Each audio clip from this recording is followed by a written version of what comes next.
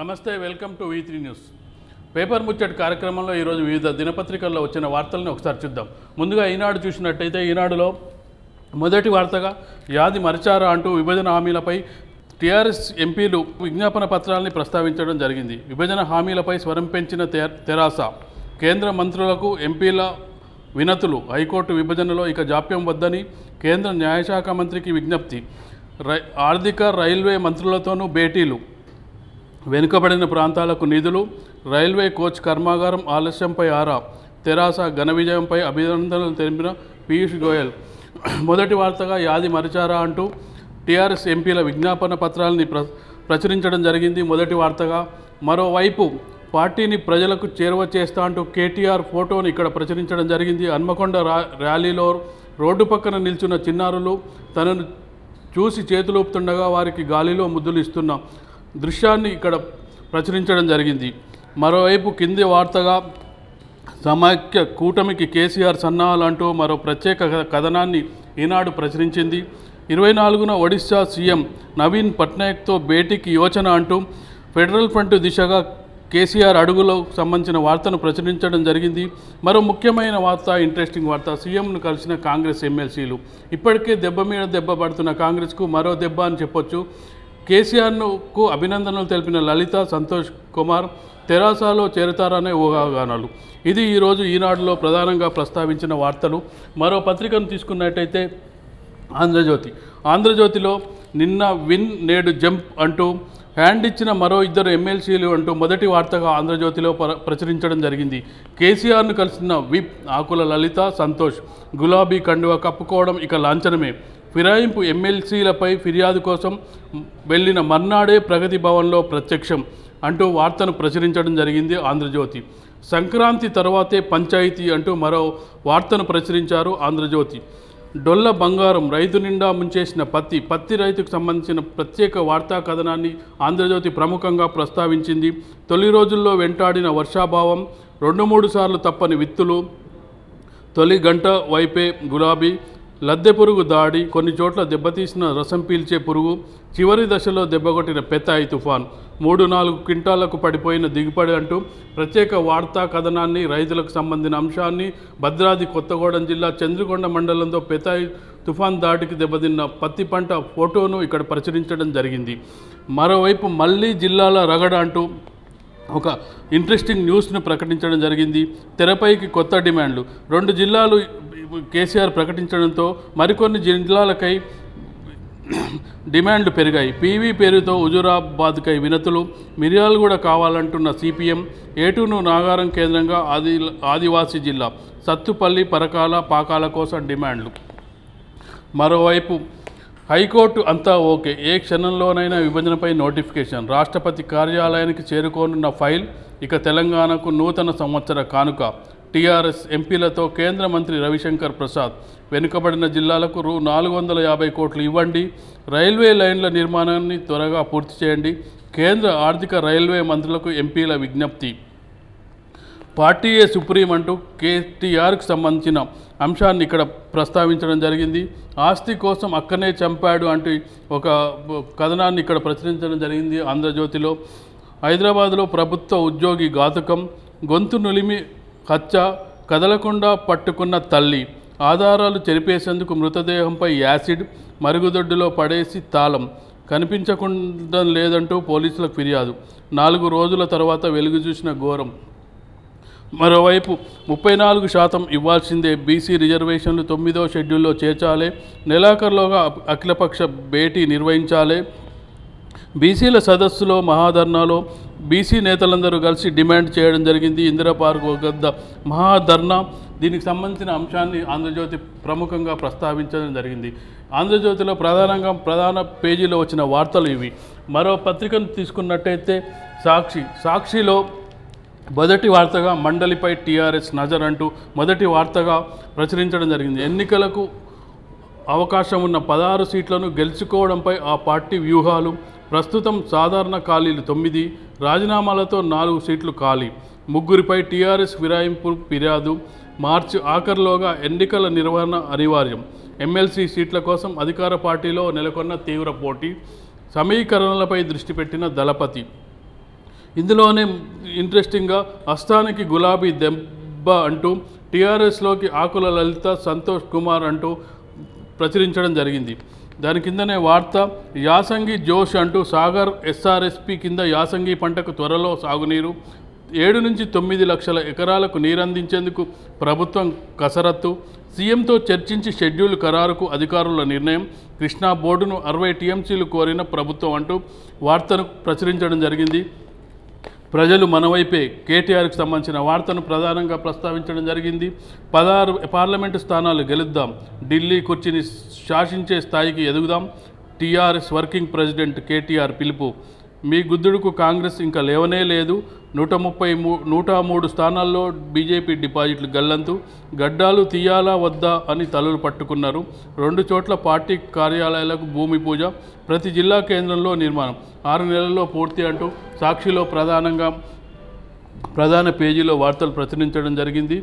లోక్సభ ప్రతిష్ట దెబ్బతీస్తున్నారంటూ లోక్సభ స్పీకర్ ఎంపీలపై ఆగ్రహం వ్యక్తం చేసిన విషయాన్ని కూడా ఇందులో ప్రకటించడం జరిగింది. మరో ఇంట్రెస్టింగ్ వార్త అమెరికాలో భారత రాయబారిగా హర్షవర్ధన్ అంటూ ఆయన్ను నియమిస్తూ కేంద్ర ప్రభుత్వం నిర్ణయం, త్వరలో బాధ్యతల స్వీకరణ, H1B వంటి అంశాల్లో అమెరికా ధోరణిని ఆయన ఎదుర్కోగలని ఆశాభావం అంటూ సాక్షి కథనాలు ప్రచురించింది. ఇది సాక్షిలో ప్రధానంగా మొదటి పేజీలో వచ్చిన వార్తలు.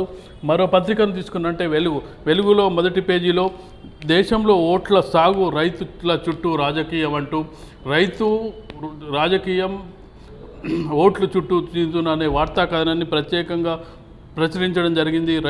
రైతుల చుట్టూ రాజకీయం అంటూ పార్టీలకు వ్యవసాయం మీద యావలేపోయి పాయిరం పెరిగింది, ఎలక్షన్ల గెలవాలంటే కిసాన్ నజర్లు పడాలని లీడర్లకు మంచిగా సమజైంది అంటూ ఒక కథనాన్ని ప్రస్తావించింది. అన్నదాతలను ఆకర్షించేందుకు పార్టీల యత్నం, ప్రధానంగా పంట రుణాల హామీలు పలు రాష్ట్రాల్లో ఎఫెక్ట్ చూపించిన రైతులు, 5 రాష్ట్రాల్లో ఎన్నికల్లోనూ రైతు హామీలదే విజయం, దేశమంతా రుణమాఫీ చేస్తామంటున్న రాహుల్ గాంధీ, మోడీ నాయకత్వంలోని ఎన్డీఏ సర్కార్ అదే యోచనలో, అమల్లోకి గిట్టుబాటు ధరల పెంపు, మద్దతు ధరల పెంపు, రుణమాఫీతో ఆర్థిక వ్యవస్థకు ఇబ్బంది అంటున్న నిపుణులు, రైతు బంధు వంటి పథకం మేలని సూచన. పూర్తిగా వెలుగులో మొదటి పేజీ పూర్తిగా రైతుకు సంబంధించిన సమస్యల్ని, రైతు గురించిన వార్తల్ని, రైతు రాజకీయం అనే అంశాన్ని ప్రస్తావించడం జరిగింది. దాని కింద ఇప్పుడే అసలు పరీక్ష అంటూ కేటీఆర్ గురించిన వార్తను ప్రకటించడం జరిగింది. ఢిల్లీ గద్దె మీద ఎవరుండాలో నిర్ణయిద్దాం, టీఆర్ఎస్ కార్యకర్తలకు కేటీఆర్ పిలుపంటూ ఢిల్లీలో టీఆర్ఎస్ ఎంపీలు మంత్రులను కలిసిన విషయాన్ని ఇక్కడ ప్రస్తావించడం జరిగింది. పెండింగ్ ప్రాజెక్టులు పూర్తి చేయండి, కేంద్ర మంత్రులకు టీఆర్ఎస్ ఎంపీల వినతి, జైట్లీ, పీయూష్ గోయల్, రవిశంకర్ ప్రసాద్ హామీలు నెరవేర్చాలని, సమస్యలు పరిష్కరించాలని వినతి పత్రాలు. ఇది వెలుగు పత్రికలో వచ్చిన ప్రధాన వార్తలు. మరో పత్రికను తీసుకుంటే నమస్తే తెలంగాణ. నమస్తే తెలంగాణలో మనదే విజయ బావుట అంటూ హెడ్లైన్ వార్తను ప్రచురించడం జరిగింది. పంచాయతీ పార్లమెంటు ఎన్నికల్లో రానున్న 7 నెలల్లో టీఆర్ఎస్కి అత్యంత కీలకం అంటూ వార్తా కథనాన్ని ప్రచురించడం జరిగింది. కొత్త జిల్లాలపై నెలాఖరులోగా ముసాయిదా, జిల్లాలుగా ములుగు, నారాయణపేట, రెవెన్యూ డివిజన్లుగా కోరుట్ల, కొల్లాపూర్, మరో 7 మండలాల ఏర్పాటుకు కసరత్తు, ప్రతిపాదనలు సిద్ధం చేస్తున్న రెవెన్యూ అధికారులు, యాదాద్రి భువనగిరి జిల్లాలో గుండాల మండలం విలీనం అంటూ వార్తను ప్రధాన వార్తగా ప్రచురించడం జరిగింది. రాష్ట్రంలో కొత్త కోర్టులు అంటూ మరొక వార్త ఇక్కడ వేయడం జరిగింది. పోక్స్ కేసుల విచారణకు హైదరాబాద్లో 2 ప్రత్యేక న్యాయస్థానాలు, పెద్దపల్లి జిల్లా కోర్టు, గోదావరి కనిలో senior civil judge court, Dharmapuri చౌటుప్పల్లో జూనియర్ సివిల్ జడ్జి కోర్టులు ఉత్తర్వులు జారీ అంటూ వార్తను ప్రచురించడం జరిగింది. హోంమంత్రిగా మహమూద్ అలీ బాధ్యతలు స్వీకరణకు సంబంధించిన వార్తను ఇక్కడ ప్రచురించడం జరిగింది. చట్టాన్ని అతిక్రమిస్తే కఠిన చర్యలంటూ హోంమంత్రి ప్రకటన. రైల్వే కోచ్ ఫ్యాక్టరీ ఏర్పాటు చేయండి, టీఆర్ఎస్ ఎంపీల వినతి పత్రాన్ని ఇక్కడ ప్రచురించడం జరిగింది. పెండింగ్ రైల్వే ప్రాజెక్టులకు సత్వరమే పూర్తి చేయాలి, వెనుకబడిన జిల్లాల నిధులను విడుదల చేయాలంటూ, మరోవైపు ఏకగ్రీవం చేసుకుందాం, అభివృద్ధిలో పోటీ పడదామంటూ పంచాయతీ ఎన్నికలకు సంబంధించిన ఒక వార్తా కథనాన్ని ప్రచురించారు. పంచాయతీ ఎన్నికల్లో ఏకగ్రీవాలపై ప్రచారం, ఏకగ్రీవం అయితే 10 లక్షల నజరాన అవగాహన పెంచుతున్న యువత, రాజకీయాలకు అతీతంగా గ్రామస్తులను ఏకం చేసే ప్రయత్నం, 3 విడతల్లో ఎన్నికలు అంటూ పంచాయతీ ఎన్నికలకు సంబంధించిన వార్తల్ని ప్రచురించారు. నమస్తే తెలంగాణలో మొదటి పేజీలో ఇచ్చిన వార్తలు ఇవి. మరొక పత్రికను తీసుకున్నట్టయితే ఆంధ్రప్రభలో గులాబీ గూటికి కాంగ్రెస్ ఎమ్మెల్సీలు అంటూ ప్రత్యేకంగా పెద్ద వార్తగా ఇవ్వడం జరిగింది. మరోవైపు హామీలన్నీ అమలు చేసేస్తామంటూ కేటీఆర్ ప్రకటన, కేబినెట్పై కోటి ఆశలంటూ మరో వార్త.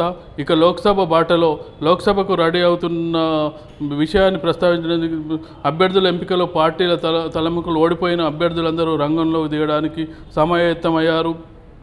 నల్గొండపై కోమటిరెడ్డి, జానా, కర్ను, పాలమూరుపై జైపాల్, రేవంత్, డీకే అరుణ, భువనగిరి బరిలో ఎవరన్నది ఆసక్తికరం అంటూ ఒక ప్రత్యేక కథనాన్ని ఆంధ్రప్రభ ప్రచురించడం జరిగింది. మరొక ఇంట్రెస్టింగ్ న్యూస్ ఆంధ్రప్రభ వేసింది. ఈసారి సంఘ్ వార్నింగ్ అంటూ 2019 స్వాతంత్ర ఎన్నికలపై ఆర్ఎస్ఎస్ అంచనా అంటూ వార్తను ప్రచురించడం జరిగింది. ఇవి ఈరోజు ప్రధాన పత్రికల్లో వచ్చిన వార్తలు. దీనిపై విశ్లేషించడానికి సీనియర్ అడ్వకేట్ హైకోర్టు న్యాయవాది వెంకటేశ్వర రెడ్డి గారు ఉన్నారు. అతనితో చర్చించే ముందు చిన్న బ్రేక్.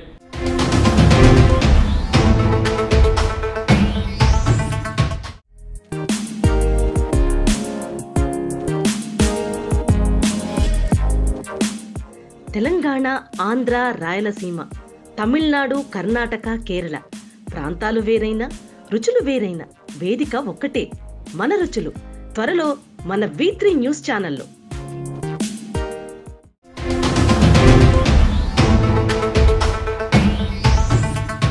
పేపర్ ముచ్చట కార్యక్రమానికి తిరిగి స్వాగతం. ఈరోజు పేపర్లలో అంశాలను విశ్లేషించడానికి మనతో high court senior advocate Venkateswara Reddy గారు ఉన్నారు. అతనితో చర్చిద్దాం. నమస్తే సార్. నిన్న టీఆర్ఎస్ ఎంపీలు విభజన హామీలపై యాది మరిచారు అంటూ అందరు కేంద్ర మంత్రుల్ని మార్చారు. అది యాక్చువల్గా 4 ఏళ్ళు అయిపోయింది. 4.5 ఏళ్లకు ఇంకొక 6 నెలలు అయితే ప్రభుత్వ కాలం అయిపోతుంది. ఇప్పుడు యాది మరిచింది కేంద్రమా రాష్ట్రమా? ఎవరు యాది మరిచారు అనుకోవాలి? ఇప్పుడు విభజన హామీలలో కేంద్ర రాష్ట్ర ప్రభుత్వాలు 2 ఉదాసీనంగా ఉన్నాయి. నిజంగా మన పార్లమెంట్ సభ్యులు ఇన్ని రోజులు ఏదో అవసరం కోసమే ఈ సమస్యను తీసుకొస్తున్నారు. దానికి అనుకూలంగానే మార్పులు చేసుకుంటూ వస్తున్నారు తప్ప వాళ్ళు నిజమైన పటిష్టంగా వాళ్ళు ఏం పోరాడిందైతే లేదు సమస్యల మీద. విభజన హామీలు చాలా ఉన్నాయి. వాళ్ళకి అనుకూలం ఉన్నప్పుడు చేస్తున్నారు, తర్వాత ఊరుకుంటున్నారు. ఎన్ని సమస్య హైకోర్టు అనేది మా న్యాయవాదులు అందరం పోరాడినప్పుడు దాన్ని సద్దుమణించారు. తిరిగి మళ్ళీ ఏదో అంటున్నారు. ఇప్పుడు అవుతుంది అనే సందర్భంలో మళ్ళీ ఏదో యాక్షన్ చేస్తున్నారు. సో వీళ్ళకి రాజకీయ అవసరాలే తప్ప ప్రజల అవసరాలు లేదనేది నా అభిప్రాయం. నిజం చెప్పాలంటే హైకోర్టు విభజన ఒకవేళ సాధించడం అంటే అది ప్రభుత్వ విజయంగా చెప్పుకోవడానికి వీలే లేదు. ఎందుకంటే హైకోర్టు విభజన కోసం న్యాయవాదులు తీవ్రంగా పోరాడారు. ఎంత తీవ్రంగా అంటే అరెస్టులు కూడా అయ్యాయి. ఆ సమయంలో ప్రభుత్వం అసలు పట్టించుకోలేదు. తీరా ఇప్పుడంతా హైకోర్టు విభజన కోసం మేము చాలా కాలం నుంచి పట్టుబడుతున్నాం అంటారు. అసలు హైకోర్టు విభజన కోసం అసలు ప్రభుత్వం చేసిన ప్రయత్నం ఏంటని అంటారు? న్యాయవాదులే అసలు తెలంగాణ ఉద్యమం నుంచి న్యాయవాదులు పోరాటం ఉంది.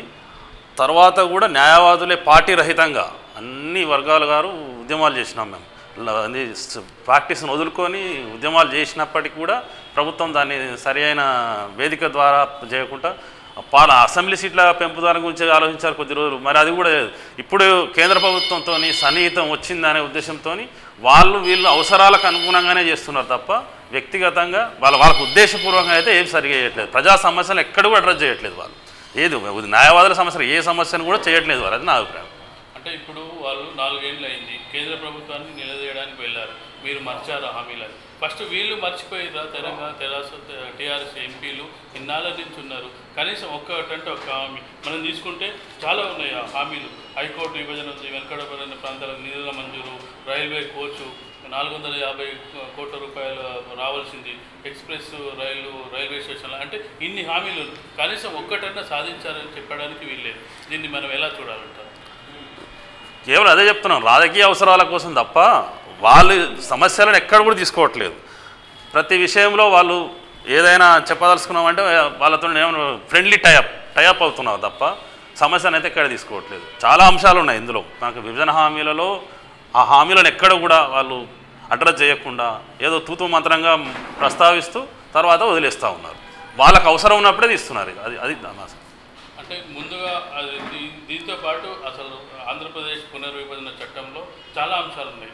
ముఖ్యంగా అసెంబ్లీ సీట్ల పెంపు ఉన్నది. అసెంబ్లీ సీట్ల పెంపు ఒక దశలో వాళ్ళకి అవసరం ఉండి వెంటనే చేయించుకుందాం అనే అభిప్రాయంతో ఉన్నారు. ఇప్పుడు ఎన్నికలు అయిపోయాయి, ఇప్పుడు అవసరం లేదనే అభిప్రాయంతో కేంద్ర రాష్ట్ర ప్రభుత్వాలు ఉన్నాయనుకోవచ్చా? ఇప్పుడు ఆ సమస్యను భారతీయ జనతా పార్టీ కేంద్ర ప్రభుత్వంలోని భారతీయ జనతా పార్టీ వాళ్ళు ఇక్కడ అవకాశం లేదని అప్పుడు వాళ్ళకి టైప్ కుదరలేదు. ఎవరికి? రాష్ట్ర ప్రభుత్వానికి, తెరాస రాష్ట్ర ప్రభుత్వానికి కేంద్ర ప్రభుత్వం కుదరక ఆ సమస్యను పక్కన పడేసారు. వాళ్ళకు అనుకూలం లేదనే ఉద్దేశంతోనే వాయిదా వేశారు. ఇప్పుడు దాని ప్రస్తావన తీసుకురారు, అది వదిలేస్తారు. కేవలం ఏదో ఆర్థిక అంశాలు ఏదో అంటున్నారు, కానీ అది కూడా ఏం లేదు. కేంద్ర ప్రభుత్వం దయాదాక్షిణ్యాల మీద గట్టిగా పోరాడుతున్నామని ప్రజలను మభ్యపెట్టడం కోసం తప్ప ప్రాంతీయ సమస్యలను ఏవి తీసుకోకుండా కేవలం మేమేదో చేస్తున్నాం అని చెప్పి ఒక ప్రజలను భ్రమ పెట్టడానికి ప్రయత్నిస్తున్నారని నాకు. అంటే మీరు చెప్పింది నిజం. ఎందుకంటే 4.5 ఏళ్లలో కానీ పరిష్కారం కానీ సమస్యలు 6 నెలల్లో పరిష్కారం అవుతాయని ప్రజలు కూడా అనుకోవట్లేదు. అట్లీస్ట్ హైకోర్టు విభజన అయ్యే అవకాశం ఉందంటారా మీరు ఒక న్యాయవాదిగా? హైకోర్టు విభజన అవుతుంది, ఎందుకంటే వాళ్ళకి ఇప్పుడు అవసరం. కేంద్ర ప్రభుత్వానికి అవసరం కాబట్టి చేస్తున్నారు కాబట్టి మేము కూడా ఏదో మా పాత్ర ఉందని చెప్పడం కోసం వీళ్ళు పోయి ఐఏఎస్ సమస్య మేము చేసినామని చెప్పడం కోసం ప్రస్తావిస్తున్నారు తప్ప వాళ్ళు ఎక్కడ కూడా దానికోసం నిర్దిష్టమైన కార్యాచరణ ఏది లేకుండానే వాళ్ళు చేస్తున్నారని అంటున్నారు. మరి మిగతా హామీల గురించి రైల్వే కోచ్ ఉంది, వరంగల్లో రైల్వే కోచ్ ఏర్పాటు చేయాలని అసలు పాత డిమాండ్ అది. దానికి సంబంధించినది అసలు ఇప్పటివరకు ఒక చిన్న కార్యరూపం కూడా దాల్చలేదు. ఇప్పుడు బడ్జెట్స్ అయిపోవచ్చింది, నెక్స్ట్ తీసుకునేది ఓట్ ఆన్ అకౌంట్ బడ్జెట్.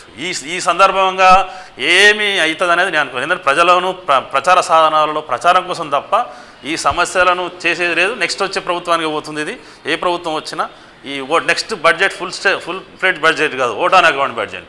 దీంట్లో ఓట్ ఆన్ అకౌంట్ బడ్జెట్లో రైల్వే కానీ కొత్తవి కానీ ఏ వచ్చే సమస్య లేదు. అంటే ఇంకొకటి ప్రధానం ఏంటంటే ఇప్పుడు కాంగ్రెస్ అధికారంలోకి వస్తే మేము మొదటి సంతం ఆంధ్రప్రదేశ్కి సంబంధించిన స్పెషల్ స్టేటస్ మీద సంతకం పెడతా అంటున్నారు. దాంతోపాటు తెలంగాణ హామీలపై కూడా వాళ్ళు స్పష్టమైన హామీ ఇచ్చే అవకాశం ఉంది. ఆంధ్రప్రదేశ్ పునర్విభజన చట్టంలో ఏమేమి అంశాలు ఉన్నాయి, అంశాలని ప్రస్తావించే అంశం ఉంది. సరే, కాంగ్రెస్ చేస్తా అన్నదని స్పీడ్తో ఏమన్నా బీజేపీ దీనిపై ఏమైనా ఆలోచించే అవకాశం ఉందంటారు? ఇప్పటికిప్పుడు అనేది అవకాశం అయితే లేదు. ఎందుకంటే వీళ్ళకు ఆర్థిక సంవత్సరమే అయిపోవస్తుంది. వీళ్ళు రేపు నెక్స్ట్ బడ్జెట్ తీసుకొని అలొకేషన్ లేకుండా ఏదో హామీలు ఇస్తామంటే నడవదు. కార్యాచరణలోకి రావాలంటే అది కయ్యే పని కాదు. కాబట్టి ఏంటంటే ఏదో సమస్యను ప్రజలకు ఏంటంటే మేము ఏదో చేస్తున్నామని భ్రమలో కల్పించడం కోసమే ఈ ప్రయత్నం జరుగుతున్నది, అంతే తప్ప ఏమీ లేదు. రేపు కాంగ్రెస్ ప్రభుత్వం వస్తే ఆంధ్రప్రదేశ్కు ప్రత్యేక హోదా, విభజన చట్టంలోని అంశాలు అన్నీ ఒకవేళ నెరవేర్చే అవకాశం ఉందంటారా మీరు?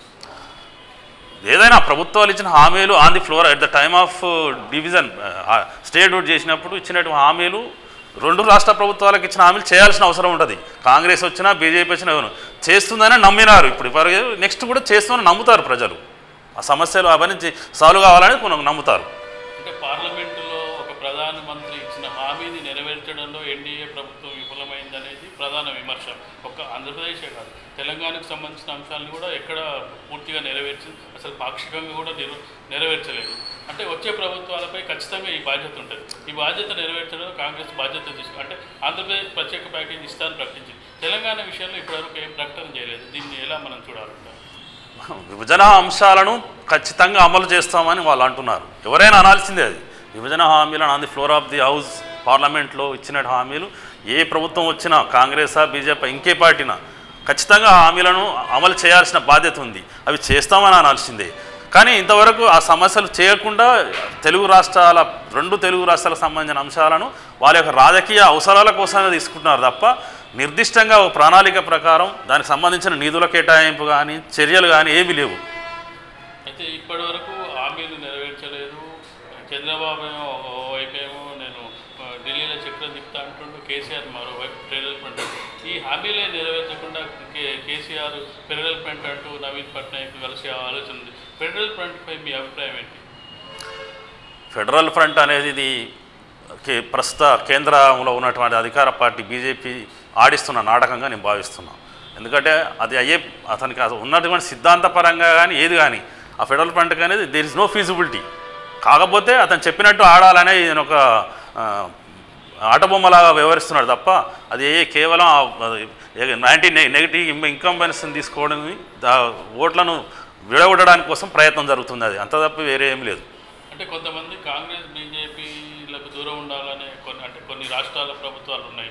అంటే వాళ్ళని నేను అందరినీ ఒకే వేదిక మీద చేరుస్తానంటూ కేసీఆర్ ప్రకటనలు చేస్తున్నారు. అది సాధ్యమయ్యే పనేనా? విఫల ప్రయత్నం అది చెప్పాను కదా. ఒక ఏమంటారు పెయిడ్ వాళ్ళు ఏంటంటే వాళ్ళు చెప్పిన విధంగా వాళ్ళు చేయాల్సింది తప్ప వేరే ఏం లేదు. అంతా మించి వేరే ఏం లేదు. కేంద్ర ప్రభుత్వం చేసి ఆడిస్తున్న నాటకంగానే ప్రజలు కూడా గ్రహిస్తారు. జరగబోయేది జరుగుతుంది. అది ఇంకా మరో విషయం తీసుకుంటే ఇప్పుడు పార్టీలు మారడం దీని మీద నిన్నటి నుంచి చర్చ జరుగుతుంది.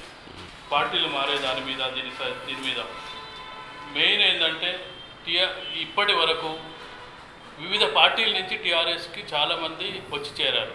మొదటిసారి టీఆర్ఎస్లోని 4 ఎమ్మెల్సీలు కాంగ్రెస్లో చేరారు. దీంతో రాద్ధాంతం చేస్తూ మండలి చైర్మన్ స్వామిగౌడ్కు ఫిర్యాదు చేసి అసలు చాలా గందరగోళం సృష్టిస్తున్నారు. దీనిపై మీ అభిప్రాయం ఏంటి? ఈ పార్టీ మార్పు అనేది, సభ్యత్వాల అనర్హత అనేది, స్పీకర్ నిర్ణయం పరిధి అనేది తప్పుగా వాళ్ళు ఏం అనుభవించుకొని దాన్ని తప్పుగా ఒక ప్రహసనంగా చేస్తున్నారు. అయితే ఇక్కడ దీని సపరేట్ చట్టం చేస్తే తప్ప ఇలాంటి రాజకీయ విన్యాసాలకు ఆస్కారం ఉండదని నా అభిప్రాయం. కరెక్టే. అంటే ఇప్పుడు అధికారంలో ఉన్నప్పుడు ఒకలాగా మాట్లాడతారు, అధికారంలో లేనప్పుడు మాకు అనుకూలంగా ఉంటే మేము, మీకు అనుకూలంగా ఉంటే మేము అనేది. అంటే తెలుగు రాష్ట్రాల్లో 2 రాష్ట్రాల్లోనూ ఈ సమస్య ఉంది. ఈ సమస్యను ఎవరు అడ్రస్ చేయట్లేదు.